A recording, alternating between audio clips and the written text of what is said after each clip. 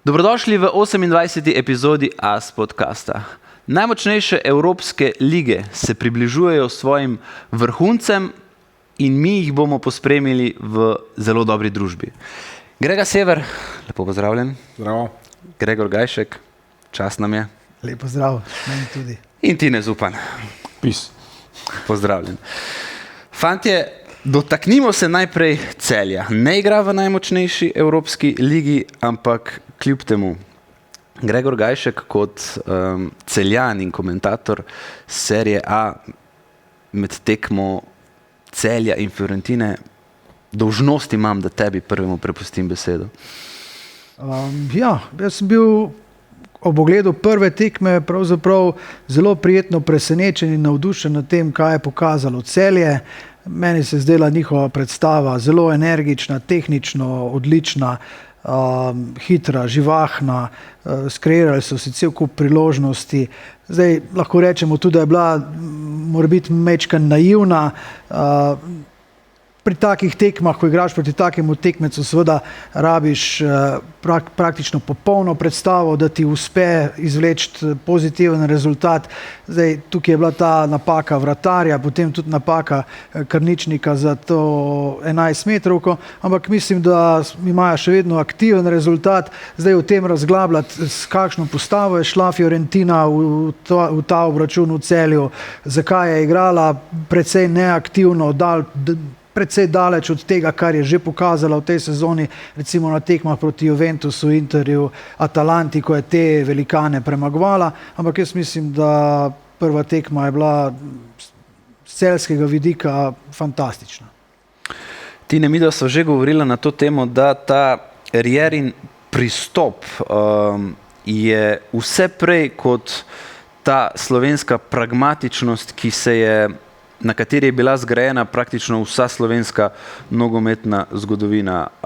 Kako ti vidiš to vztrajanje Riere, da ne odstopa od svojega sistema niti za sekundo tudi v četrtfinalu konferenčne lige?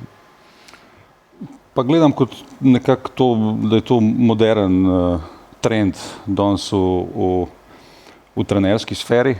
Dejansko klubi več ali manj iščejo trenerje, ki imajo neko svojo zelo jasno identiteto in imamo primer, kjerkoli hočeš najbolj mogoče Amorima zdaj pri Manchester Unitedu, ali pa če se dotikamo teh večjih klubov, je zdaj vedno tako, da imaš več ali manj neke variacije znotraj tega, ampak da neka generalna stvar je pa dokaj jasna, ne, saj tudi znotraj Rieringa sistema se dogajajo določeni premiki glede na nasprotnika, kar je logično, ampak poanta je, da ideja igre ostaja ista. Ne. Mislim, da bomo prvič dejansko nek mednarodno uspešno sezono slovenskega nogometnega kluba, kjer je dejansko trener glavna zvezda, ne. V preteklosti, recimo, če to primerjamo pač s temi, kar je najlažje primerjati mariborskimi uspehi, je bila tam vendarle zadeva bolj kolektivna in je bil tudi športni direktor mogoče najbolj izpostavljena figura. Ne. Redko imamo danes, se mi zdi, sisteme v Evropi uspešne, kjer ima toliko popolno oblast trener, kot je to v tem trenutku v primeru Celju. Nagradili jih je v primeru evropskega uspeha, ni zaenkrat isto uspešno to v domači ligi, se pravi, to tekmovanje na dveh frontah, čeprav je klub ekstremno razširil kader januarja, se ni jih poklopilo. Praktično zelo redki novinci januarski, z izjemo tega Francoza in vratarja, so se izborili za neke opazne vloge, je pa to razširil kader, ampak še vedno vidimo, da ta na nek način grdo rečeno B ekipa v domačem prvenstvu niti ne more funkcionirati. Ne, je pa seveda ta debata kar malo ponarodela, takrat, ko so se oni uvrstili v četrtfinale, je to največji uspeh slovenskega klubskega nogometa v Evropi, ali je to vendarle manj kot uvrstitev v Ligo prvakov. Tukaj pa lahko debatiramo. Ne. Grega. A moramo debatirati? Dajmo. Mislim, Liga prvakov. Ne. In z vsem absolutnim spoštovanjem do tega, kar je Celje naredilo in kar še lahko naredi v tej sezoni, še enkrat, Liga prvakov. Tja ciljajo vsi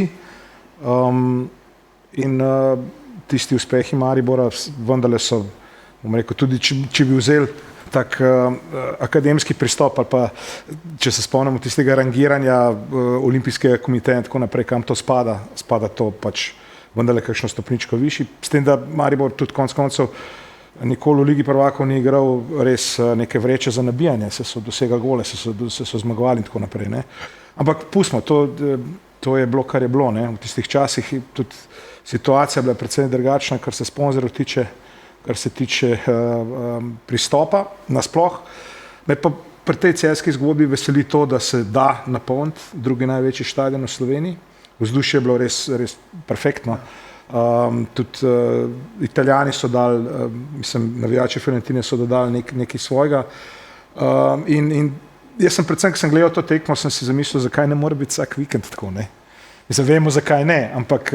Ker gledamo nasprotnika, ne? Ja, pa razvajeni smo, ne, ker gledamo pač te posnetke s tujih stadionov s HD kamerami, ampak poln stadion v Celju na četrtfinalu Evropske lige, zakaj ne vsaj še ne 3-krat, 4-krat, ne, predvsem mogoče največjim tekmecem, velja pa tudi za vse ostale slovenske stadione, no, to bi bilo nekaj, da se enkrat pride v to, da greš gledati svoje, ne pa da greš gledati do drugega, ne, da greš gledati tuje zvezdnike. Ko bomo enkrat do tega prišli, pol so pa, mislim, da so na vrsti še boljši časi.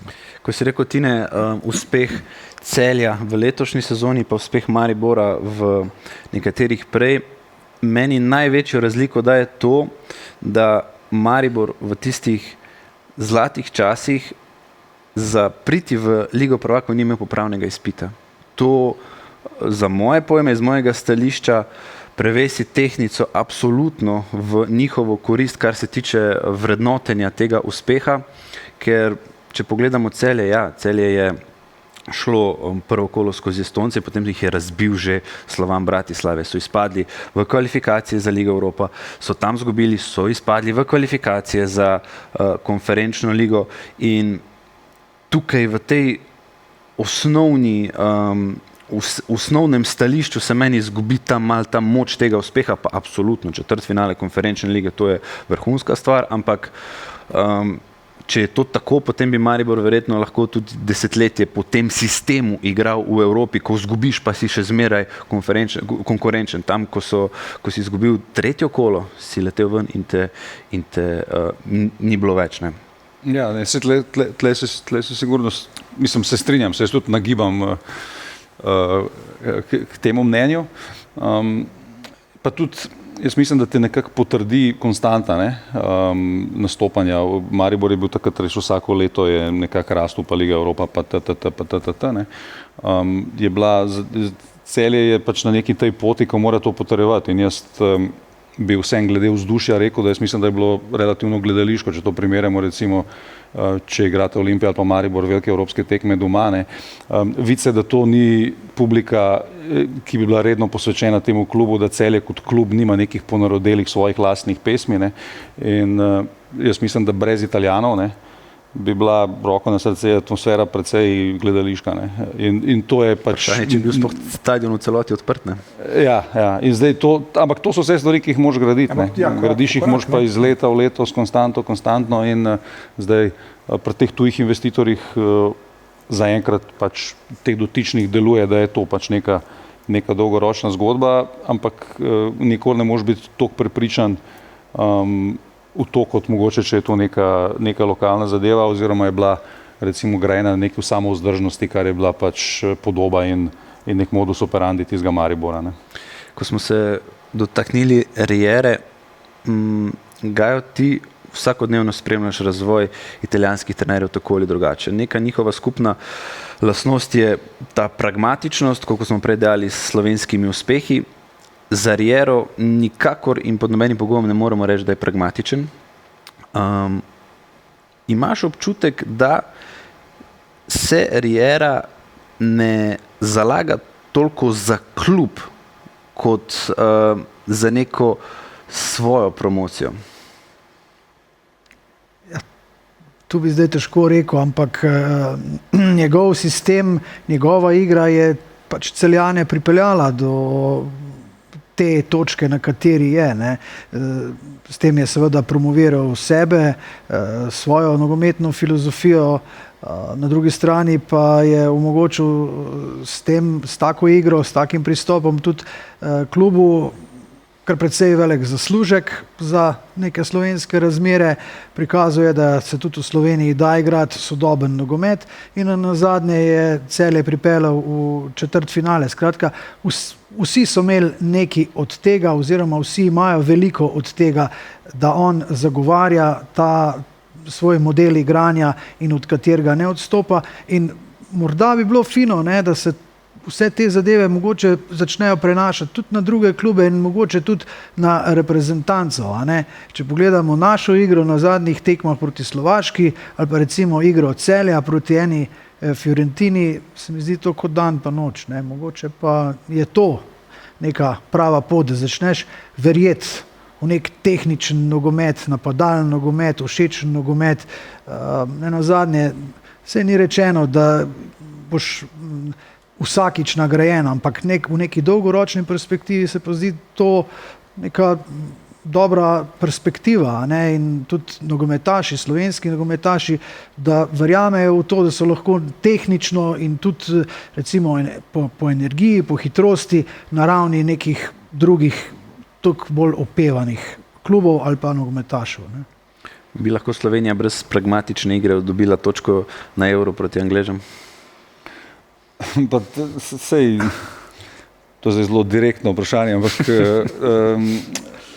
problem tega reprezentančnega nogometa je tako znan. Ne? Ljudje pridejo, naslednji dan imajo nek mal trening, da se malo pohecajo in pol igrajo. Ne? Če nimaš nekega v taki državi, kot smo mi, ne, nekega ustaljenega sistema, pa če je zdaj to, kar Grega pravi, ali pa če je to zdaj pač nek ta koncept, ki ga zagovarjamo že leta in leta, težko je tam razviti dejansko nek zelo sofisticiran sistem igre. Nekatere države, prej smo se malo že off record pogovarjali o tem boomu španskih trenerjev, kar je načeloma tudi navezava na Riero dobra, ne, je to, da pač Španci imajo več ali manj, ne, ta sistem nekako zakorenine tudi še svoje reprezentančne selekcije in tako naprej, in jim to omogoča, čeprav ne moramo reči, da Real Madrid igra tak sistem, ali pa da zdaj vsi... Ja, ampak da se vsi klubi nekako, se tudi v Barceloni ni, ne, da se vsi klubi tega poslužujejo. Ne. Fascinantno je to, ne, da v bistvu so španski trenerji toliko čislani v zadnjem času, a dejansko Barcelona pa Real imata tuje trenerje. Ne. To je, a je to zdaj beg možganov iz španskega fuzbala, ali se morajo te možgani razviti v tujini, da pol rato je zanimivo, vemo, da se zdaj tudi povezuje nekatere te Xabi Alonso, Iraola, tudi na nek način Arteta v preteklosti z Barcelono, Realom, ne, kar je pač ta nacionalna komponenta je vedno zanimiva. Ne. Jaz mislim, zdaj, če smo že zavili na Iberski polotok, da je pri obeh ta velikih mečkim specifično vse skupaj. Ne. Jaz mislim, da za Barcelono je bilo blazno koristno, da je prišel nek outsider, dobro, da je to Flick, ok, ker s približno enako ekipo, ne, je imel Xavi precej problema, po mojem mnenju predvsem zato, ker je bil, to smo se veliko že pogovarjali, ker je bil tok noter, ker je živel v tem klubu v svoje življenje in tudi kot trener, po mojem, 3-krat bolj občutil ta pritisk tega, kar se okoli njega dogaja. Flick je pa še špansko dobro ne zna, se po mojem kaj dosti ne obada, kaj piše v Mundu ali pa v sportu sploh, s tistimi svojimi pomočniki naredijo po nemšk zgodbo in to je to. Ne. Je pa res, da so pa vse v Barceloni imeli to srečo, oziroma zdaj težko govorimo več o tem srečo, da kaj oni sproducirajo vsak let praktično, pa res ne mogoče, ne. Mislim, to težko verjetne. Tako da bomo videli, kdo, kjer Španca bo, pa recimo bom rekel, španskih državljanov, da se komu ne zameram, bo pripravljen vzeti oziroma ugrizniti to veliko jabolko naslednjo, ker bo pa slej ko prej, se veš, da se vrata tam hiter, vse skupaj se hiter zelo vrti. Ne. Ampak hoče reči, glede na ostale, ali pa vsaj špansko govoreče trenerje drugot po ligi, ne, se pa pač to pozna, da grejo v to, zaupajo te svoje tehničarje, ki jih imajo, tudi konec koncev, ne vem, Atletik klub z Valverdejem, ker se res izkaže, da on pozna svoj posel, pa vemo, kako je bil pri Barceloni kritiziran, ne? Marcelino pri Villarealu zdaj, kako igrajo. Tako da, nekaj je. Pa še to, mislim, da smo že omenili, koliko ogromno dobrih trenerjev prihaja iz Baskije, ne? Konkretno. Okoli San Sebastian je cel kup, ne? Tako da, to je to. Španski trener letos ne bo osvojil La Lige, razen v primeru ne vem kakšnega čudeža. Bo pa italijanski trener osvojil Serie A, če ne bo kakršnega koli čudeža. Gajo, kaj ima Antonio Conte v sebi, da je lahko iz lani povprečnega Napolja navkljub zimskemu odhodu Kviče še zmeraj v igri za naslov prvaka? Ja. Antonio Conte je v prvi vrsti seveda odličen trener, kamorkoli pride, dosega uspehe. Ne smemo pa pozabiti, da je dobil na začetku sezone eno veliko darilo od svojega predsednika, to so okrepitve vredne 200 milijonov evrov. Ne. Zdaj njega zaradi tega, kar dosega s tem Napolijem imenovati čudodelnik ali pa ne vem, nekaj posebnega, ne, je pretirano. Zaradi tega, ker on je imel odličen prestopni rok. Res je to, da mu januarja niso pripeljali ustreznega nadomestila za Kvaratskhelia, je pa seveda zelo pragmatičen, kakršen je, izpadel takoj, ko je bilo možno v italijanskem pokalu. In si na ta način omogočil 40 tekem na leto. Res je, da ima nekoliko omejeno kadrovsko manj številčno moštvo, kot ga ima Inter ali pa ga ima Atalanta ali pa tako naprej, ampak oni igrajo eno tekmo na teden. Skratka, on ima dobre igralce, on ima veliko časa za pripravo, on ima nenazadnje tudi zdajle izjemno ugoden razpored na zadnjih 6 tekmah, nobene velike tekme, vse obračuni z ekipami, ki so pod 10. mestom, oziroma Torino je v tem trenutku, mislim, da 10. Vsi ostali so nižje. S tem, da je veliko klubov takih, ki ne morejo ne gor, ne dol, skratka so že rešeni, ne bojo izpadli. Dva taka obračuna ima proti moštvom, ki se še borijo za obstanek, ampak se mogoče tudi takrat že več ne bojo. Skratka, razpored mu gre na roko, medtem ko Inter bo odigral 9 tekem samo v mesecu aprilu, kar je rekord za italijanske klube. Doslej je bil najbolj obremenjen, mislim, da Inter pa Juventus pred nekaj leti z 8 tekmami v aprilu. Skratka, Conte, poleg tega, da je odličen trener, seveda ima cel kup nekih teh olajševalnih okoliščin, če lahko temu tako rečemo, ki ga lahko pripeljejo do naslova prvaka. No. Inter je zelo blizu uvrstitve tudi v polfinale Lige prvakov. Z nogo in pol je pa v polfinalu Lige prvakov Arsenal. Je bila to, Tine, najbolj zrela predstava zasedbe Mikel Artete? Visoko kotira, ne, zagotovo. Jaz moram reči, da mene niti ta tekma ni presenetila pa šokirala kot mogoče koga drugega. Jaz mislim, da je ta stadion rabil neko tako veliko tekmo, ne, ker odkar je Arsenal tam, je pač bolj matranje, kar se tiče konkurenčnosti, kar je logično posledica vsega ekonomskega živžava, ki pride s stadionom in seveda ekonomske moči lige same. Je pa res, da mislim, da so se Arsenalu tudi poklopili momenti v tekmi, kar je zelo pomembno, ne, to, da ti daš take 2 gola iz prostega strela, da nekdo, kot je Courtois, toliko slabo postal živi zid. Ne bi rekel, da je bil Arsenal toliko dominanten za zmago s 3-0. Je pa tako, kot si rekel, bilo to neka zrela predstava na te kvalitete, ki jih oni imajo, na neko mogoče obratno olajševalno okoliščino, kar prav gajo za Napoli, ne? Se pravi, da je liga mrtva, ne? Da je zdaj totalen fokus na domače prvenstvo, kar se tudi vidi na rotacijah na zadnjih 2 tekmah okoli teh tekem z Realom.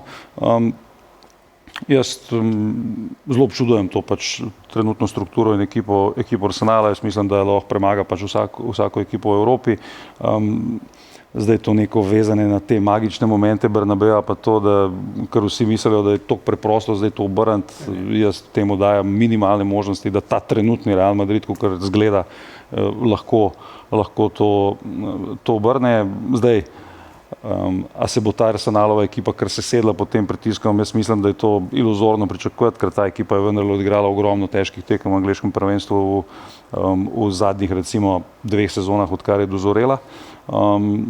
Tako da mislim, da se je tle mogoče pokazala neka velika razlika dveh ekip, ki sta grajene strukturno na čisto drugačen način. Se pravi, ena je res grajena maksimalno ekipno, ena pa vemo, kako pač funkcionirajo stvari pa Realu, tisoč nekih kompromisov, ki so posledica prestopnega roka, brez menjave za Tonija Krosa, ukomponirati Mbappéja, ko je Mbappé začel delovati, je Vinicius mrknil in vse te neke stvari, ki izničujejo katastrofalne težave s poškodbami v obrambi, vse več nekih dilem in skeps glede prihodnosti trenerja in tle so te, jaz mislim, da te zadeve precej vidne in da so mogoče ponazorile dve smeri, v katero gre mogoče modern nogomet, kar je pot Arsenala in stvar madridskega Reala, jaz mislim, da organizacijsko v smislu gradnje ekipe, na kakšen način se to počne, kakšna je sploh identiteta zdaj tega Reala. Odegaard bi prav prišel zdaj v Madridu. Kako? V tem trenutku. Kako? Odegaard bi prav prišel v Madridu. Ja, ker vemo pa, zakaj je šel, Zato, ker ni dobil šanse tam. Ja, ker ni mogel, sej iskreno ni mogel, sej Salah pa De Bruyne sta tudi ta iz Chelsea, ker v tistem času nista mogla igrati. To zdaj te stvari potencirati, jaz mislim, da pač Odegaard tudi vprašanje, če je on karakterno tak, da bi lahko preživel v Madridu, ker on že kot kapetan Arsenala ni neka vokalna figura in karkoli, on je čudovit fuzbaler, ampak pač prebiti se v Realu čez vse te pasti, toliko mlad pridati s takim hajpom, kot je on prišel v smislu tega, da je bila to cela neka PR zgodba, neke evropske turneje in to. Jaz mislim, da je pač kar nekako logično, da se je to na nek način izpel, kar se njega tiče. Ampak Grega, Real je na Bernabeu tudi take tekme že obračal v Ligi prvakov. Koliko bo za Carla Ancelotija in za njegovo prihodnost na klopi Reala pomembna ta tekma v tem tednu, ki nas čaka? Jaz mislim, da kar ključno, ker vemo, da je Liga prvakov oziroma Evropski pokal prvakov je Realovo tekmovanje in obstajajo resne šanse, da če tukaj ne grejo naprej, da ostanejo brez recimo temu prave lovorike v tej sezoni. Osvojili so klubsko svetovno prvenstvo, interkontinentalni pokal, ampak ve se, kaj šteje na Bernabeu. Zdaj, tako kot si rekel, ta efekt Bernabeva, ki je tokrat že, jaz mislim, da ga morajo oni sprovocirati na igrišču, da ne naredi štadion tega. Zdaj, koliko so pa oni to sposobni, glede na reakcije, kako je bilo proti enemu Alavesu v prvenstvu, Mbappé je izgubil živce, sicer to zdaj seveda lahko igra, ampak prihajajo poročila, da je imel Florentino Perez z njimi sestanek, da je Ancelotti imel ekstra neke sestanke, uporablja se beseda motivacija, kar je malo... šlo do spora med Rudigerjem in Judom Bellinghamom na treningu, veliko nekih informacij prihaja. Malce ta lak se malo lušči, zdaj, ker pa je res, da pri Madridu niso navajeni izgubljati. Je pa, to smo tudi že praktično na začetku sezone rekli, brez postavljenih teh nekih ključnih ljudi na teh oseh, zdaj, če imamo napad zrihtan, je poškodbe v obrambi so naredile svoje, pa predvsem ta, ki povezuje. Mislim, najboljši vezni je Modrić še vedno, pa vemo, kje je, četrti križ in tako naprej. In zdaj že malo gleda on v Anglijo oziroma v Wales, Swansea. Tako da bo težko, ampak lej, če uspe jim doseči prvi zadetek, relativno hitro.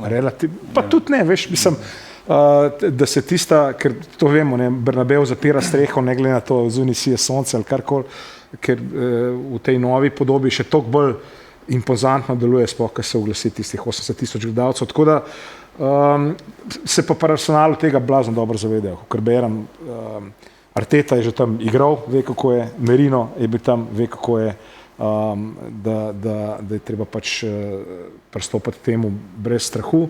Ampak, kot se je rekel ti, Arsenal deluje blazno ekipno in čudež lahko reši Real Madrid, ampak če kje, pa pač tam. Tako da ne bi rekel noga, pa pol bi rekel noga, no, naprej.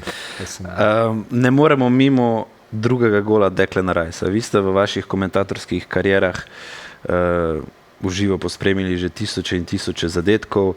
Kateri gol je najlepši, na kakšen način, to je popolnoma subjektivno mnenje, ampak ali je bil to najbolj perfektno udarjen prosti strel v zadnjem desetletju ali pa v tisočletju, da bolj spektakularno se Jaz bi rekel, da v angleški nogometni nekem kontekstu ne bo noben gol iz prostega strela večji kot Beckhamov za reprezentanco proti Grčiji, tudi mislim, da tehnično je boljši, iskreno. Ampak Declan Rice, mislim, če sem prebral podatek pred tema dvema prostima streloma, ni dal v življenju gola Slobodnjaka in je tudi ignoriral napotke tega Nika Žoverja, čuvenega njihovega trenerja za prekinitve, ker so oni imeli napotek, da igrajo na kombinacijo, ne? On je pa udaril, ne? Ker mu je Saka rekel, če se počutiš udar, ne?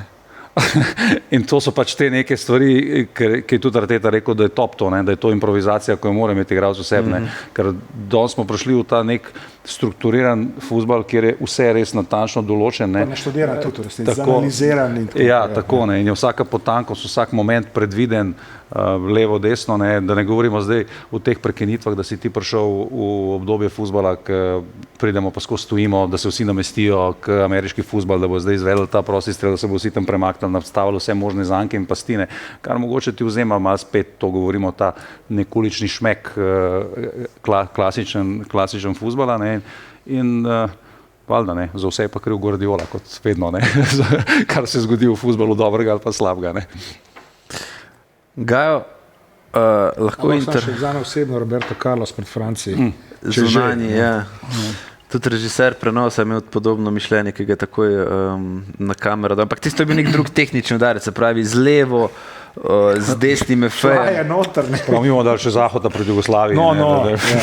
Malo materijala, vsekakor. Ampak ta pozicija, ki jo kamere na Emiratesu omogočajo, ker dejansko vidiš krivuljo leta žoge, glavni sodnik Bosanc imel itak najbolj idealen ogled tega zadetka, da Courtois z 2 metri ni niti blizu, ne brani nihče, nikdar, nikjer. Brutalno. Gajo, kaj ima Inter v letošnji sezoni, da v svoj famozni trojček, prvi od Mourinha dalje? Vsi ga že vidijo, Italijani tam na tem prestolu spet po desetletju in pol. Jaz pa mislim, da bo to hudičev težka naloga. Kje vidiš največje pasti? V katerem tekmovanju? Jaz mislim, da prej v italijanskem prvenstvu, kot pa v italijanskem pokalu ali pa v Ligi prvakov. Kiks, govoriš, ali dober? V prvenstvu vidim več pasti. Sploh zdaj tele naslednje tekme.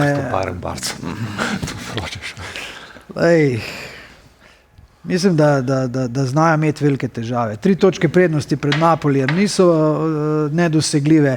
Napoli, kot sem rekel, ima izjemno lahek razpored, medtem ko Inter naslednje kolo Bologna, potem povratna polfinalna z Milanom, ki rešuje sezono lahko samo skozi ta pokal in si priigra Ligo Evropa skozi pokal, a ne, seveda, dober, se mora tudi potem zmagati v finalu proti Bologni, ampak on bo naredil vse, da premaga Inter v polfinalu in ga izloči, a ne, in bo šel v trojček. Potem po tej tekmi ima Inter naslednjo tekmo, mislim, da z Romo. Skratka, cel kup teh tekem, ki ga čaka do konca sezone, nič ne bo mu podarjeno, niti ena tekma ne bo lahka. Inzaghi bo mogel tukaj zelo premisliti, kako rotirati igralce. Skratka, če pride do polfinala proti Barceloni, pa tudi nisem čist prepričan, da lahko pride čez, ker Inter se ne srečuje v Italiji s tehnično toliko dovršenimi ekipami, s toliko hitrimi ekipami, z ekipami, ki verjamejo toliko v svoj sistem igre. Res, da je čvrst v obrambi, ampak proti takim napadalcem pa tudi ne igra prav pogosto in mislim, da ne bo enostavno osvojiti tega trojčka. Bojo še velike težave. Ampak tudi v primeru, da Inter napreduje in se sreča z Barcelono, polfinale Lige prvakov tudi Barceloni ne bi ležala taka ekipa, kar se tiče faze branjenja, kot je Inter. Mislim, Barceloni nobena ekipa, če pretiravam, parkira avtobus, pač ne ustreza. Ampak to izhaja iz tega, da na tem nivoju se to toliko zanalizira in toliko je že tehnike in znanja, da je seveda lažji braniti, kakor pa napadati, ne, žogo v nogi. To je pač dejstvo. Ampak dobro, Barcelona ima to izkušnjo z Interjem, ampak letos najbrž ne bo noben vulkan izbruhnil, pa ni Mourinha, da bi centraforja dal na bok, koliko je Mourinho uspel prepričati Etoja takrat. Ja. Ampak zaenkrat Barcelona, po mojem mnenju, pač deluje izjemno dober, ampak pogoj za to, da prihaja rezultati, je pa, da igrajo na 100%. Ne. Ker čim Barcelona mečkan spusti, potem znajo imeti težave. Videli smo proti Leganesu, ki so parkrat viseli, tako kot ostali imajo pa tudi oni napolnen koledar do konca. 2 tekme še z madridskim Realom, ki jaz osebno mislim, da lahko Madrid tle pridobi, kakor prej, da Barcelona lahko izgubi. Ne. Tako da bomo videli, kaj so se naučili, ker dosti poudarjajo v katalonski mediji, da zdaj so pa kljub temu, da je to mlada ekipa, da so se pa tudi zdaj naučili. Ne. Recimo, spomnimo se tiste tekme z Atletikom doma, ko so imeli vse pod kontrolo, pa so vse na koncu izgubili. Ta visoka linija kljub vsemu še vedno dobro deluje. Kubarsi in Martinez v zadej sta res zelo blazno uigrana. Martinez, kljub temu, da je star 33 let, je v krasni formi, ampak se pravim, morajo ostati na 100%. Jaz sem v zadnjem času opazil, recimo Jamal, da ni tam, kjer bi bil, čeprav je neverjetno, kaj dela za 17, to pozabljamo malo. Ne. V kakšnem smislu? Ja, samo vidi, da mu manjka gol. Ne. Saj jaz tako opažam, da v trenutkih, ko bi mogoče se lahko odločil za podajo, ne, on gre, ampak prenaša to, kar smo rekli, da v tem modernem nogometu rabimo ta šmek. On res prenaša uličarski šmek. Ne. Ampak to mogoče včasih ne deluje v korist moštva tako dobro. Doskrat vidiš Lewandowskega, ki pa tam vije roke, sam sem tukaj, da je žogo. Pa je ne dobi. To je tako detaljno mogoče. Ampak če postavijo, če so 100% Barcelona, pa je težko marsikdo parira, ker že dobijo zadetek, ampak ponovadi dajo enega ali dva. Ampak če zdaj primerjam Barcelona in Inter, obe ekipi, ki se nekako recimo spogledujeta s tem trojčkom, Inter vseeno ima tako izkušen in tako širok kader, da si bistveno lažje privošči rotacije, tako kot si je zdaj zadnjo tekmo privoščil, pa je gladko šel skozi, kot Barcelona, ki naprimer proti Leganesu Hansi Flick upravil samo 2 menjavi, ker se zaved, pa so trpeli. Pa se Balde poškodoval. Pa prihajamo v neko obdobje, ko tekmuješ na 3 frontah in po mojem mnenju so rotacije nujno zlo. Tu vprašaš se, veš, da te ekipe vse, kdaj ti dosežeš svoj vrh forme znotraj sezone. Ne? Barcelona, če se dotaknemo, je imela, kot je rekel Flick, šit november pa december tudi delno. Ne? Od takrat je zalaufala, Real Madrid je mogoče bil v neki obratni situaciji, če naredimo direktno primenjavo. Ne? In zdaj, kjer ekipe prehajajo v ta zaključni del sezone v tistem vrhuncu forme in a to lahko drži še mesec pa pol, ne? Če se pogovarjaš o teh stvareh. Tebi se lahko hitro v parih tekmah, smo imeli že mnoge primere v preteklosti, sezona sesuje. Ne. Liverpool. Izpad iz Pariza s Parizom, Atletico Madrid, ne. Atletico Madrid, iz dveh frontah, izpadeš v enem tednu. Bayern s poškodbami, ne vem, kdo je gledal prvo tekmo z Interjem, Guerrero te igra pa v špico, brez Musiales, Kane odrezan, Saneti Štartak je praktično na izhodnih vratih in tako Stanišić te igra levega beka. Ne. To Bayern ni imel veze s tem, kar je v svojem... Zelo ti določijo te stvari, kako se ti sezona lahko razvije. Ne. In zdaj, jaz bi celo rekel, da meni Paris Saint-Germain najbolj zgleda od vseh ekip trenutno v Evropi, da je to fuzbal prihodnosti, kar oni, to je neverjetno. Ja, in tu smo spet ta neobremenjenost, ne? Se pravi francosko prvenstvo. Ja, ampak to je lahko tudi minus, Denis, ne? A veš, to smo se že pogovarjali, ne? A zdaj ti igraš tekme malo na easy, pa pol v Ligi prvakov, pa boš na polno. To je Pariz, pa Bayern tepel skozi leta konstantno. Ne? Tako da to, pri njih je ta balans, če čisto drugačna umetnost ujet, ker pri teh, ki imajo zelo zahtevna domača prvenstva na nek način. Ne? Sigurno, ker na drugi strani Barca, Inter bojo v situaciji, ko boš imel v enem tednu tekmoval na 3 frontah in neki se bo rotirati moglo, ker če v primeru nekih poškodb, da se zgodi poškodba 2, tako kot se je zdaj za Balde ni adekvatne zamenjave na levem boku. Inter si to lahko privošči, Inter s to širino kadra in s to zrelostjo, to so izkušeni fantje. To ne grejo igrati mulci, ki so diplomirali v La Masiji, pa morajo zdaj igrati polfinale Lige prvakov ali pa finale pokala. In tukaj jaz na nek način dajem prednost Interju v teh izkušnjah, da pa Paris navdušuje pa Alain Vera. Se je tako zanimivo, ti si imel 2 leti nazaj ali 3 finale Manchester City Inter, ne?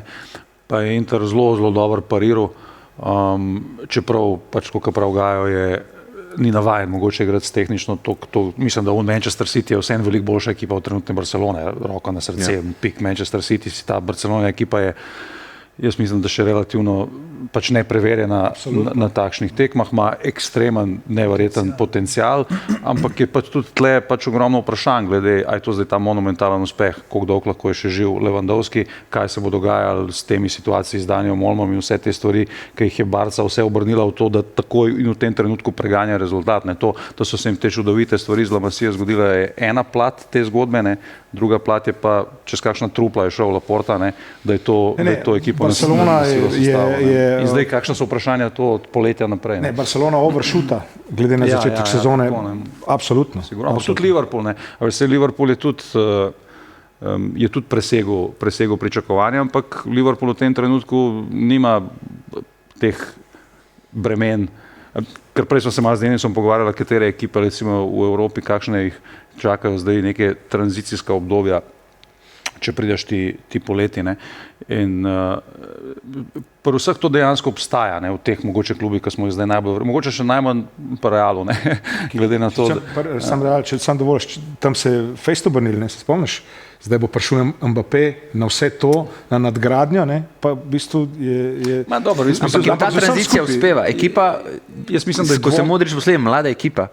Ja, tako. Dodaš, ne vem, zdaj, če pride Saliba, če pride Trent, to je ekipa spet za naslednjih 5 let v top. Inter si tega ne moremo govoriti, v Cityju tega ne moremo govoriti. Se pravi, ta tranzicija še absolutno čaka. Ne. Tako, ne. In pač, če se vrneš na Liverpool, ne, je pač zdaj rešil to situacijo s Salahom, kot kaže tudi z Van Dijkom, ne, ampak še vedno si ti v neki situaciji, da ti je zdaj mogoče prihaja glavni test, kaj boš naredil. In podobno verja tudi za Flika. Ne.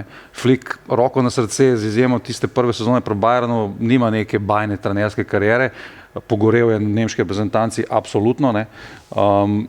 Zadeva se je zdaj obrnila tudi tako, ne, ker to, kar si rekel prej za Xavija, ne. Xavi ni imel tega Jamala, ki ga ima Flik. Ne.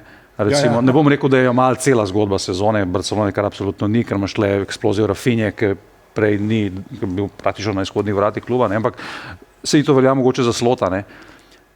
Tebi si Salah naredil zgodbo, ne? Če imaš ti neko zver, ki ti daš 40 golov na sezono, ne, se vsakega trenerja naredi frajerja. Ne.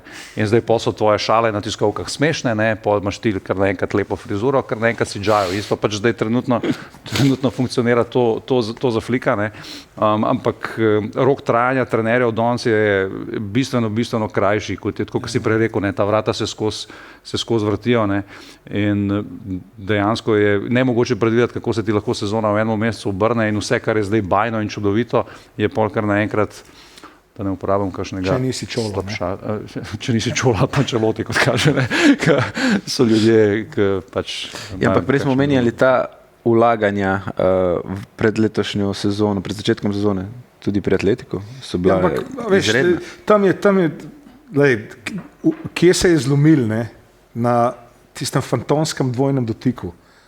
Sicer vsi pravijo, Atletikova sezona je šla k vragu v enem tednu, ne, ampak kako so šli proti Madridu, pa ne govorim zaradi tega penala, ampak vse skupaj, tam je šlo na konico. Ne? Ampak prosti, to ni v skladu z DNK-jem Atletico Madrida in Čola Simeona, da bi bili tako karakterno šibki, da se na podlagi ene tekme jim zlomi sezona. Ne?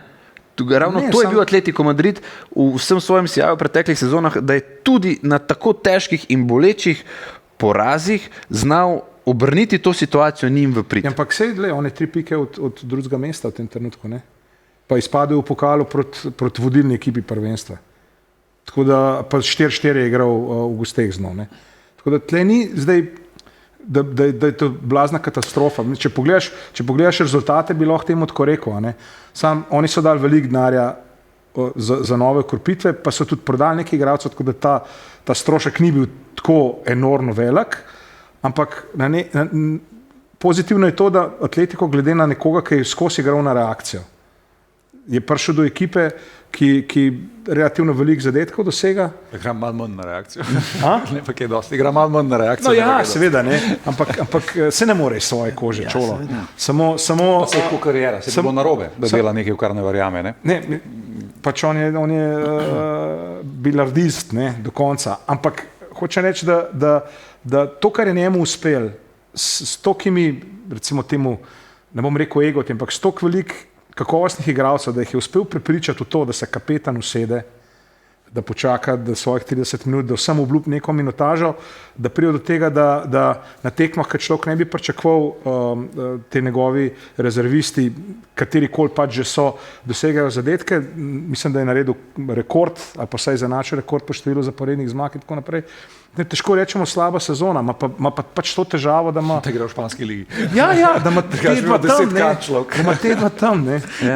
To je ta težava, ne. Gajo, ko govorimo o tranziciji ekip v zadnjem obdobju, Bologna iz lanske sezone, odhod Thiaga Motte po fantastični sezoni, uvrstitev v Ligo prvakov in odhod 2 ključnih igralcev, Calafiorja, Arsenal, Zirkze v Manchester United. Nekako naravno je bilo pričakovati, pa ne potop, ampak neko precejšno nazadovanje te Bologne, uspeva jim pa nasprotno. Kako?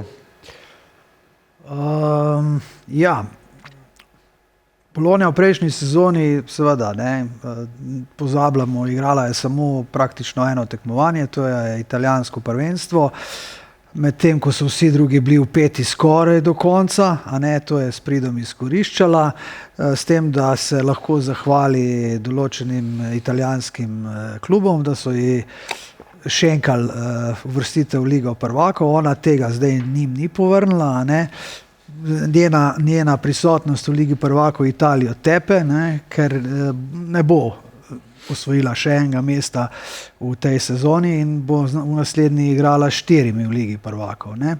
Zdaj, če se pa vrnemo v to sezono, Vincenzo Italiano, to je spet en od tistih trenerjev, ki ne odstopa od svoje nogometne filozofije. Isti je bil pri Speziji, potem isti 3 leta pri Fiorentini, pripeljal je v 3 finale in v 3 finalih ni bil niti malo pragmatičen. Ne. Spomnimo se obeh finalov konferenčne lige, zadnja linija postavljena čez center, da ja ne moreš koga vloviti v offside, ne.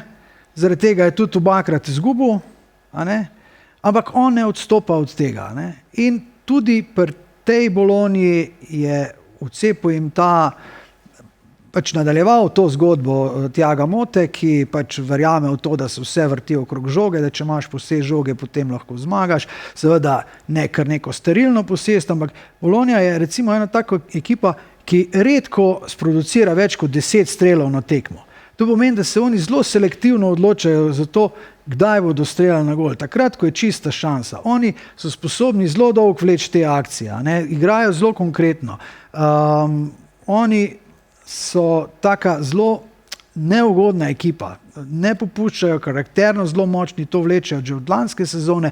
Hkrati imajo tukaj zdaj veliko podporo mesta. 60 let je mesto čakalo na uvrstitev v Ligo prvakov. 20-30 let je bila Bologna kot en tak jojo. Mal prva liga, pa mal druga, pa mal prva, pa druga, pa pol smo v prvi ligi tam okrog 15. mesta, pa če smo 10, je to ful dober, a ne?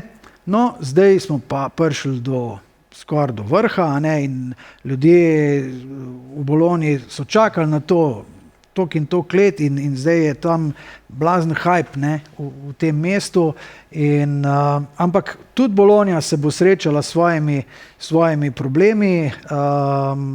Zadnja tekma proti Atalanti je pokazala, da če ne grejo 100% vsako tekmo in če niso maksimalno skoncentrirani, lahko imajo tudi težave. Mislim, da se letos ne bojo vrstili v Ligo prvakov in Liga prvakov za njih v tej sezoni je bila preveč za njih. Oni niso igrali v Evropi, če rečem po domač, 100 let. Za njih je bila neka res primerna raven. Liga Evropa ali pa mogoče konferenčna liga, Liga prvaka je bila za njih preveč. Če se bo letos uvrstili v Ligo Evropa, bo to za njih ravno pravo tekmovanje. Je pa zanimivo to, ne, da so nekateri nogometaši pri Bologni pod vodstvom Vincenza Italijana zelo napredovali. Tukaj imam predvsem v mislih tega napadalca mladega iz Argentine, Santiaga Castra. Kupili so ga za 5 milijonov pred enim letom, zdaj ga Inter kupuje za 30, 40, 50 milijonov. Povabljen je bil reprezentanco, tudi mali Benjamin Dominguez, še en Argentinc, tudi njega so kupili za 5 milijonov, je že bil poklican v reprezentanco, skratka dva napredujeta. Ursolinja Spalletti ignorira, čeprav je dal že 11 golov, pa igra dober. Največji napredek je napravil pa ta Švicar Ndoj. Lanski let je dal 1 gol, letos jih dal 8.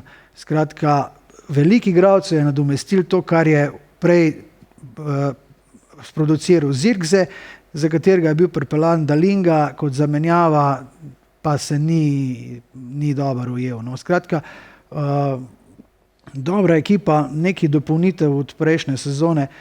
Vincenzo Italijano pa zelo dobro pač nadaljuje to, kar je počel že v prejšnjih klubih, tako da ni to nobeno veliko presenečenje ta Bologna, da je na tem nivoju. Igra pa seveda bistveno boljš, odkar je izpadla iz Lige prvakov. No. Zirkzee šel v Manchester United, kjer v skladu s pričakovanji ne uspeva ponavljati teh predstav, kot jih je v Bologni. Tine, kaj bomo z Unitedom storili? Kaj bomo? Z Unitedom storili. Ja, to je zdaj še tudi obvezen kutak za Manchester United. Zirkzeem, kaj bomo naredili? Ne, z Unitedom, širše moramo, pa gremo igralca po igralcu, če tako. Ja, najprej, kaj bomo naredili z golmani, ne? To se je prelevilo zdaj kar nekaj. Da imaš ti tak problem na obeh straneh terena, ne? Da ti golmani kiksajo vsako tekmo, pa da imaš špice, ne da ne dajo gola, ne udarijo na gol, ne? Tle si že v neki veliki problem. Jaz mislim, da osnoven problem tega Manchester United, da je to izjemno slaba tekalna ekipa, ne?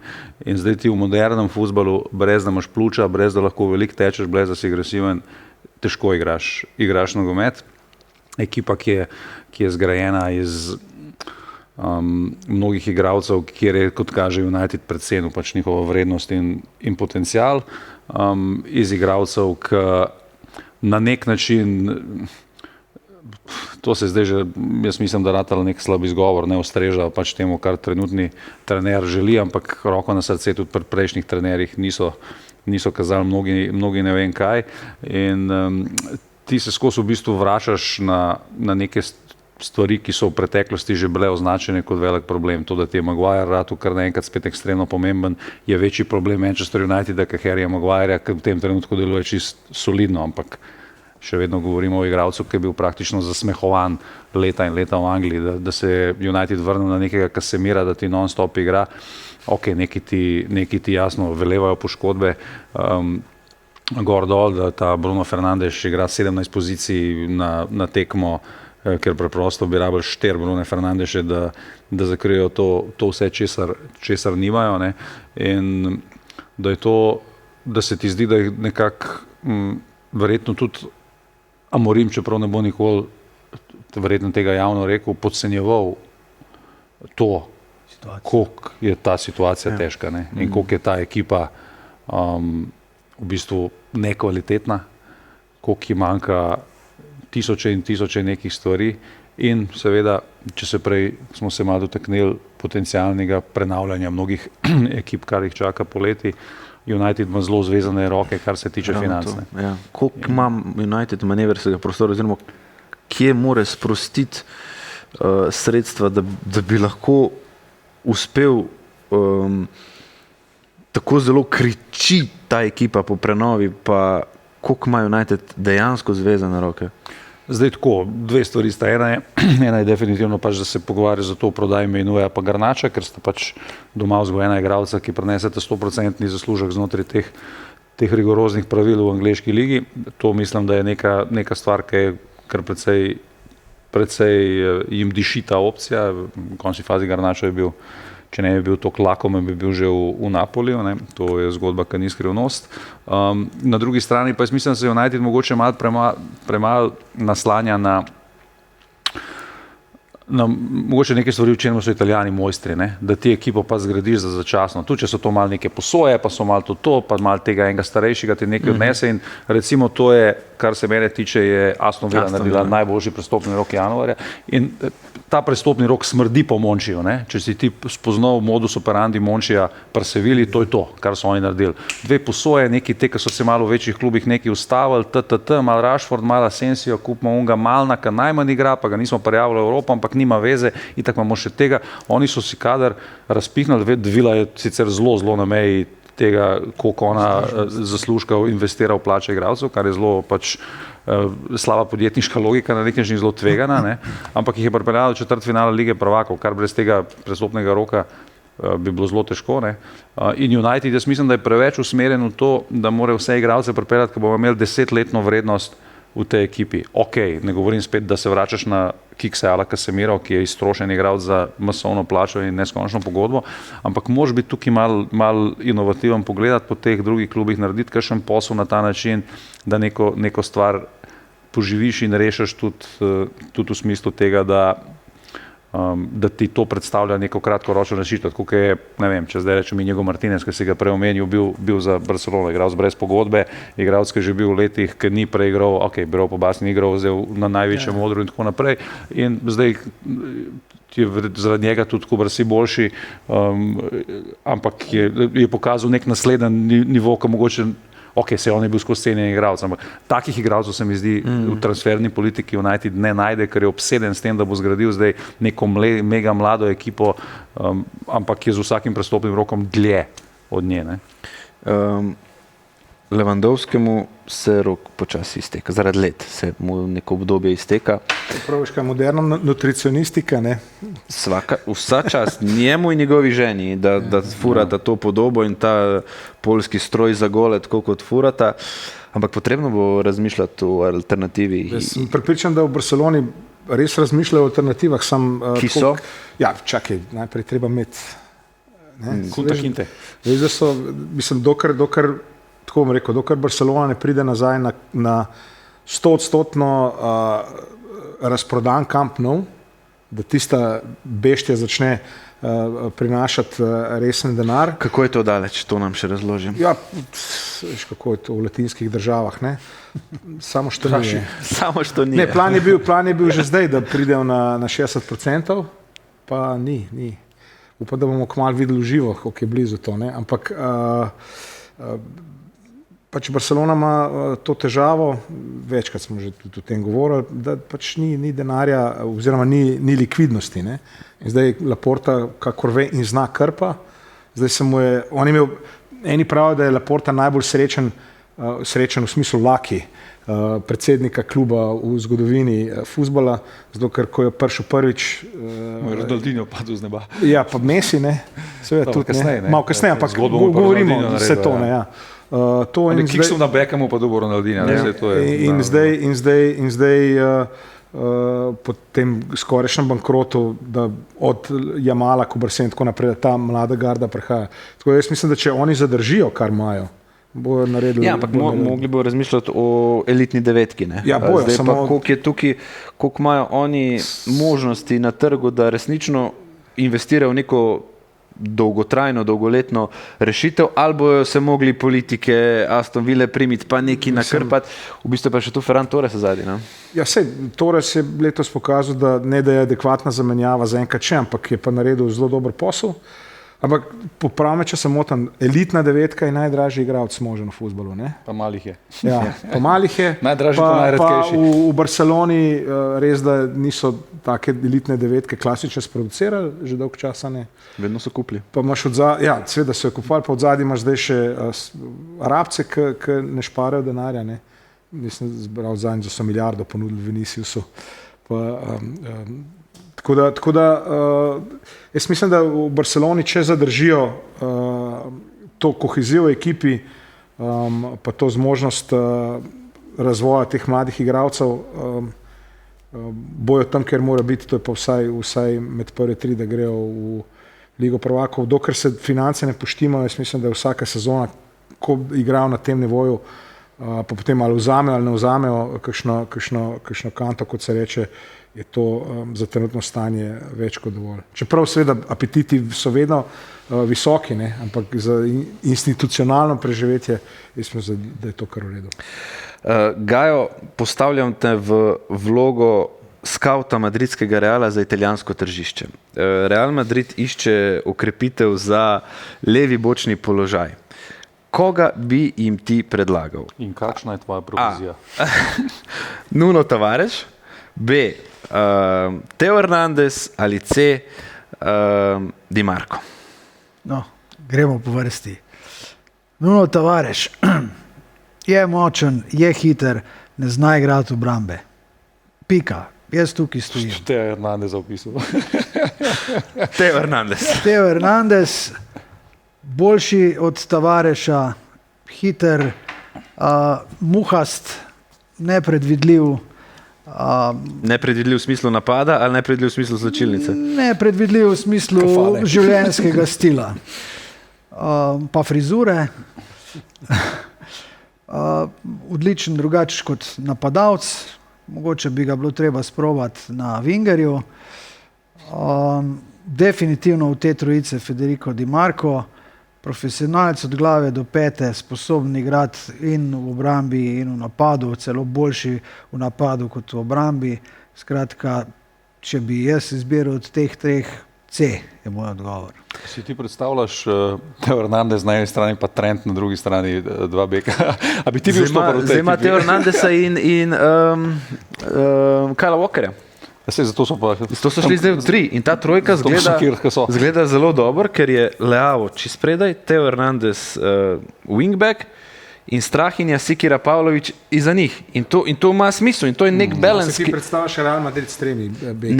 Ne more, ampak moj pomislek tle je, a je lahko Di Marco tako kvaliteten levi bočni branilec v četvorki, kot je izvenserijski v trojki oziroma v tej peterki, ki igra Inter. Ni veliko krat igral drugega sistema kot 3-5-2 na klubski ravni. Tako da ne vem, nimam odgovora na tvoje vprašanje. Bi bilo treba videti. Tine, iz naših študijskih delov sem malce razbral, da je tvoj favorit za osvojitev zlate žoge Ousmane Dembélé. Se motim? Jaz bi rekel, da je v tem trenutku to igralska v najboljši formi na svetu. Zdaj, zlato žogo bo definitivno definiral, še posebej, če gledamo za Paris Saint-Germain, kaj se bo zgodilo v Ligi prvakov, ker pač te 1000 golov v francoski ligi ne bo toliko impresioniralo nikoga kot nek končni uspeh. Jaz mislim, da je ta pač neverjetna transformacija Dembeleja Prvo kot prvo to, da veliko igra centralno špico, kar prej nikoli ni igral. To mislim, da je en ekstremno velik trenerski uspeh Luisa Enriqueja, ker Dembele je dejansko prišel v Pariz igrati kao z Mbappéjem, ne. Mbappé je po eni sezoni šel, kar je izgleda po Dembeleju na nek način odgovarjal, ne. On tudi je imel mogoče v Barceloni neko to Neymar situacijo, da ni bil glavni, ne. Da je imel večne težave s poškodbami, kar je tudi zdaj neverjetno, da jih ni, ne, glede na to, kako je bilo isto v preteklosti, veliko vprašanj glede njegovega karakterja, temperamenta. Tako da jaz sem že zelo velikrat rekel, da so meni te individualne nagrade v nogometu tako absurdne, to nimam nekega blazno spoštljivega odnosa do tega, ampak je pa prestiž?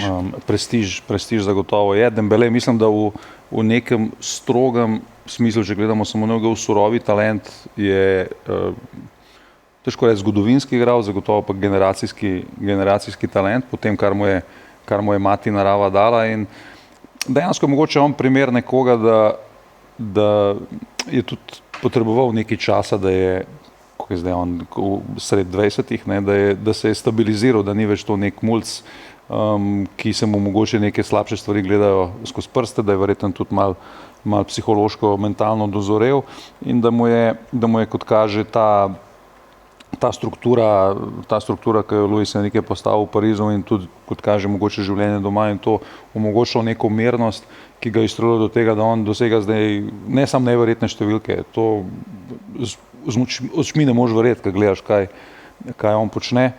In zdaj, če govorimo o tem, da je Pariz v nekem, kar je logično, če med 8 najožjem krogu kandidatov za osvojitev Lige prvakov, potem mislim, da mimo njega gremo težko. Je pa res, da v tej pariški ekipi mislim, da ogromno še nekih igralcev, ki so v špici na svojih položajih na svetu. Prvi Nuno Mendes, ki je Hakimi, ne, mogoče najboljši par bočnih branilcev na svetu. Marquinhos, ki je še vedno mega klasa. Vitinha in Neves mali, ne, te portugalčki, brutalno. Mali Doué, ne, ki se razvija, zgleda v naslednjo mega zvezdo francoskega fuzbala, Kvaratskhelia, ne. Tako da ekipa, ki je bombastična, ampak ekipa, ki je čist pograbila to predanost, filozofijo Luisa Enriqueja, kjer je pač absolutno dominantno žogo in seveda ekipa nikogar ne nosi, ne.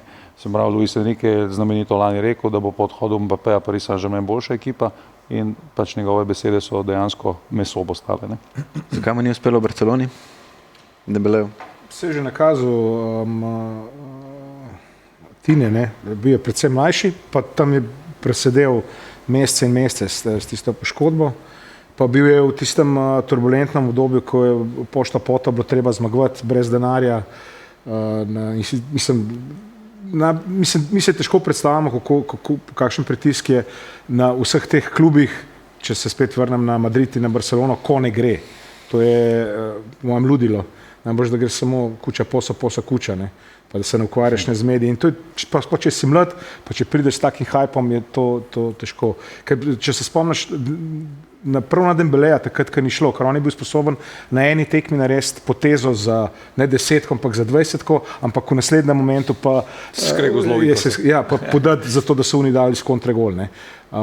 In najbrž je res rabo čas in pač vsaka sredina zahteva ali pa potrebuje določenega tipa igralca in tukaj, kot si vse ti naštel, ne. Igra doma, igra s trenerjem, ki mu je precej jasno, kako in kaj, ne. In na ta način on pač lahko, to, da pa zna igrati, ne, je pa bilo že zdavnaj jasno, ne. Ta preklop Paris Saint-Germaina je dejansko zelo fascinantna zgodba, kako so se velezvezdnikov. Blinga znebili, ja, kot je. Ja, s tem so začeli, ne, ima se, može se. Ja, je pa res, a to rabaš zdaj, da se ti profiliraš kot nek frajer na evropskem tržišču. Pot za Manchester United, ne. Ja, pa težko je to doseči, ne. Mislim, oni so naredili tudi tektonske premike v ozadju s prihodom tega Kampuša najprej zunanjega sodelovalca, športnega direktora, on je pač zagovornik točno tega in ti lahko tak nogomet, ki ga igra Enrique, igraš samo s takimi igralci, ne, se pravi mladimi, ki prihajajo gor, ki so polni energije, ki so selekcionirali na pravi način, ne mogoče igralce, ki so funkcionirali v nekih drugačnih sredinah. Lepo sporočilo za nogomet kot tak bi bila ta morebitna zmaga Paris Saint-Germain v Ligi prvakov, da Neymar, Messi, Mbappé, z njimi si spadal v osmini finala Lige prvakov, vse spučeš, na sezono zatem dvigneš kanto Lige prvakov. Noro. Je pa pač olajševalna okoliščina, da imajo pač angleški proračun, ne, na nek način pa igrajo pač v francoski ligi, kjer je mogoče se malo manj pozna kakšen spodlesleček. Ja, angleški neskončen proračun, ne, če smo natančni, ampak še enkrat bi se vrnil nazaj, ne, to, kar je tudi Gajo rekel za Conteja, ne, denar ti nič ne garantira, ne. Oni so imeli denar vedno, odkar so pač Katarci tam, vemo, kako so se zadeve iztekale kljub dominaciji v domačem prvenstvu. In Manchester United je primer tega, da lahko zagonaš milijarde, pa nazaduješ. To je za Guinnessa, ne. Nek Conte je pa pač nekdo, ki brez tega sploh ne pride, ne. Se pravi, boš dal 200 milijonov, se s tem, kar imaš ti zdaj, ne bom ukvarjal, ne. Če mi daš pa 200 milijo, ti pa jaz garantiram in on je garancija, ne. Ti daj 200 milijonov 90% drugim trenerjem, iste te igralce, ki jih ima Conte, pa bo šesti, ne. To je pač mogoče njegova ta podcenjena veličina, da razen v Tottenhamu, ne, kjer pač je klub zaklet, je bil posod uspešen, ampak točno na ta način, ne. On pač brez tega, da Prva evropska tekma Conteja za Tottenham. Spomnite, kje je bilo? V Mariboru, ne? Aha, z Muro, ja. Prva evropska tekma. Conte vse je digal, sam Tottenhama pa ni uspel. Vse posod je v vrhu, Tottenham pa. Gajo, hipotetično gledano Inter osvoji trojček. Lovorik je, masiram te s tem trojčkom za znoret, je potem takem Lautaro Martinez prvi kandidat za zlato žogo. Za zlato žogo sem res, mislim, da je Čalanoglu.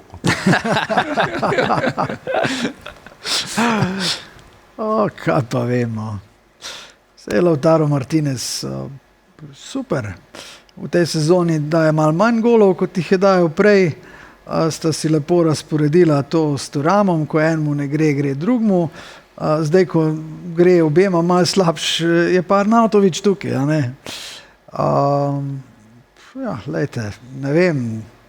Vsekakor bo imel kar veliko možnosti, sploh če bo ta trojček usvojil, da se ga postavi tudi za enega resnega kandidata za zlato žogo. Nisem pa povsem prepričan, da jo bo tudi osvojil. No. Dajmo za konec sam še uvrednotiti tole svetovno klubsko prvenstvo, ki prihaja. Kaj lahko od tega tekmovanja pričakujemo, s kakšnimi kadri bodo ekipe igrale na tem tekmovanju, o vsoti nagradnega sklada je povedanega že ogromno.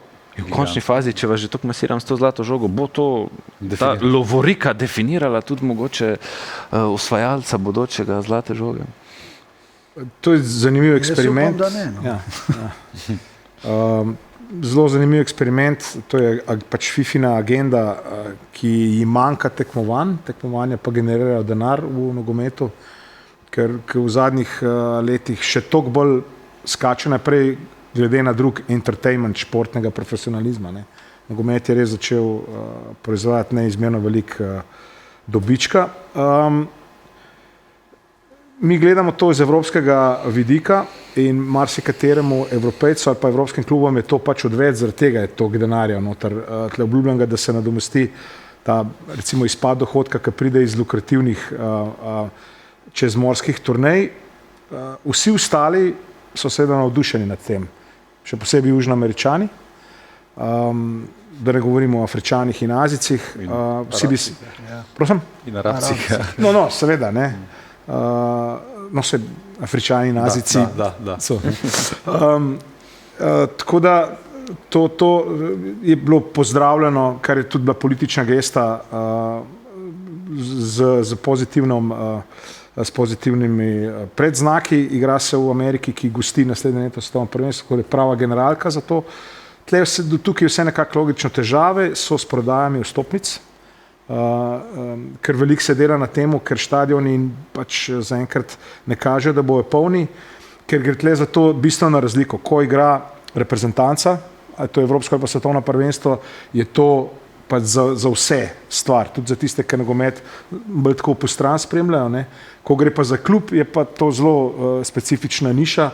In dobro, kar se tiče latinskih predstavnikov oziroma latinsko-ameriških, bo najbrž to polno, ne, sploh zaradi bližine in tako naprej in tudi zaradi diaspore, čeprav so zdaj izgubili enega manj kluba. Je rečeno. Copa America je bila slabo obiskana, pa je bila odigrana v Ameriki. Na majhnih stadionih. Ja, dajmo biti optimistični, ne. Ampak dobro, vendar tle, ne vem, Boca, River, pridete in tako naprej, Monterrey in to.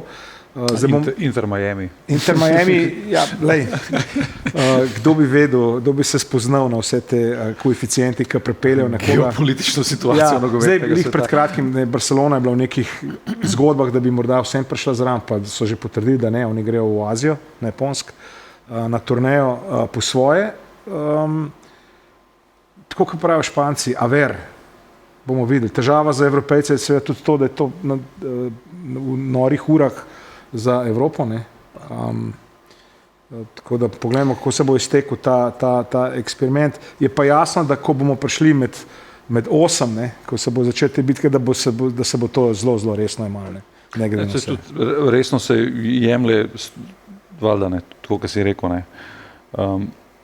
Resno se je zamenjala zgražanje, čim so objavili nagradni sklad, ne, in zdaj tem klubom to pomaga v kontekstu tudi, če govorimo z Angleže, da se tega PSR-ja balansiraš, ne, zato tudi Manchester City od zgražanja na začetku bo zdaj pograbil to, ne. In tudi jaz mislim, da kadri bodo pač najmočnejši, kar so lahko, kar bo jasno pogubno vplivalo na igralce, ki bodo imeli minimalno po koncu tega klubskega prvenstva neke pauze do dejanskega začetka lig. Vidimo, da so mnogi igralci, ki so imeli lani pomembne vloge na Evropskem prvenstvu, letos kar precej trpeli na klubski ravni. Ok, Jamal je mogoče izuzetne, ampak po drugi strani je pa nočna mora za evropskega gledalca, za evropskega nogometnega komentatorja tudi. In tako da veliko je ovir. Vsej, kar se kadra tiče, se odpira še en dodaten prestopni rok, ne? Ja. Tako da se bojo lahko klubi še okrepili. Če bo imel denar. Ja. Sicer pa jaz od teh velikih ne pričakujem, da bo neke blazno resne zasedbe igrale v prvih 3 kolih. Ne. Šlo bo za to, da se prebijemo naprej z minimalnim vložkom energije, pol pa začnemo zares. No. In še za konec, kdo je pa tvoj kandidat za zlato žogo? Si imel toliko vprašanj, pa lahko Inter osvoji trojček? Moj kandidat je bil, veste sami, Mohamed Salah do tistega prokletega tedna izpadom proti Paris Saint-Germainu, porazom proti Newcastlu v Karabao, tako da ja, sedaj sem primoran izbirati med Dembelejem, med Martinezom, ravno ga ne povzdigujem, Rafinha. Za Rafinho me je edino zaskrbelo po ta izpad, ki je imel po beti s sodnikom. Nekaj se je govorilo, da je bil v sobi v reprezentanci z Viniciusom, pa da je to malo slabo vplivalo. Ampak ni bilo to, pred beti ni bilo tako hudo. Sam pač zato, ker je po njegovem sodnik rekel, bodi tiho, ne? Pa je Rafinha ne ti meni govoriti, da bom tiho, ker si ti naredil napako gor dol levo desno, ampak ni bilo nič, to se bo fajn napihnen. V glavnem, vsaka ekipa, tista ekipa, ki bo osvojila Liga prvakov, ima tako ali drugače nekega izstopajočega posameznega. Paris ima Dembeleja, Barca ima Rafinho, Real Mbappéja, mogoče edino Inter je neka ekipa v tej zgodbi, ki nima tako prodornega v smislu statistično obogatenega posameznika, da bi mu direkt porinili. Tu imaš, ker ni evropskega, ni svetovnega. A more od dobitnika zlate žoge determinirati osvojitev neke lovorike? Zakaj ne bi mogel biti Mohamed Salah dobitnik zlate žoge? Zato, ker glasuje, ker je to glasovanje. Ja vem, ampak če je daleč najboljši fuzbaler na svetu, poleg tvojega Dembeleja, Pa poleg Ndoja iz Bolonije. Da, ne, tega ne, ta ne bo. Ja, ta ne si ne bo. Salaha tepe to, kar se, Ampak to, je se, pa to se dober. strinjam, absolutno. Saj jaz Ampak- mislim, da je tudi narobe, da, Sej ni on kriv, da so izpadli proti... ja, no, Ne? delno je kriv, ne, ker prej vse je rešil. Sam, Ne. Dobro. vedno pride, vedno lahko pride eno Lahko je od tudi 60 lahko je tekem tudi odigra slabo lahko je na tudi let. Angleška liga pa 4000 golov na sezono, seveda dovolj na zlato žogo, absolutno to. ampak vedno pridemo na to, to kar ni- se je rekel. Ne. To je pač ekipni šport. Ne. Ja. A veš, recimo, pa ne da je kandidat za zlato žogo, sam praviš Rafinha, ne, ampak za me je Pedri v tej trenutku v predvsej boljši formi, kot bilo kdo v Barceloni. Sam pač se ne vidi, ne. On v zadnji dela, v engine room dela, žoge tala, ne. Koliko on spominja na Čavija, ne vem, če kdo spominja. Ja, ne. če je Rodri osvojil, ne, je, Že, sam ni, vse kot se je mogoče. rekel, zdaj te determinira, da ni nacionalnega tekmovanja. Ne. Sem pa še to bom rekel, recimo ta zlata žoga se zelo drugače dojema, odvisno od zemljepisne širine. Ne. V Angliji je ok, se najbrž objav kakšna novica, ne. V Španiji je pa obsesija. Ne. Kaj se je dogajalo z tem, kar Vinicius ni dubu, ker je bilo hec, ne, Rodri jim prenese Špancem in prenese Kanto na evropskem, pa Vinicius ne osvoji in zdaj, če si ti madridist, se boš raztrgal na pol, ne. Zato, ker si v vsakem primeru imel pa najboljše svoje tam, ne. Ja. Ne, veš. Sej je bila zanimiva ta neka opaska v angleških medijih po tej zmagi Arsenala nad Realu, da they didn't show up, ne. Niso se pojavili tako kot na zlati žogi, ne. Real Madrid. Hvala lepa vsem dragim Inter trojček. komentatorjem. Inter trojček, tukaj me še masirate, držite me, Inter trojček. Real Madrid, Tebe ta tema toliko fascinira. Strah me je, veš kaj me je strah? Milana v polfinalu. Ja, no, sej. Kopa Italije, ker Milan je izgledal strašno proti skromnemu zadnje čase Udinezeju. Ampak, če se bo ta naspala, Leao pa Teo Hernandez, bo napeto. Bo napeto. Hvala za odgovor. No. Hvala. Čakali smo ga do zadnje sekunde. Hvala vam za super družbo, Malenkost. za strokovno debato, tebi. strokovne komentarje. Hvala Vi pa vsem. bodite z nami ob spremljanju zaključka 3 najmočnejših evropskih lig. Verjemite, zelo bo zanimivo.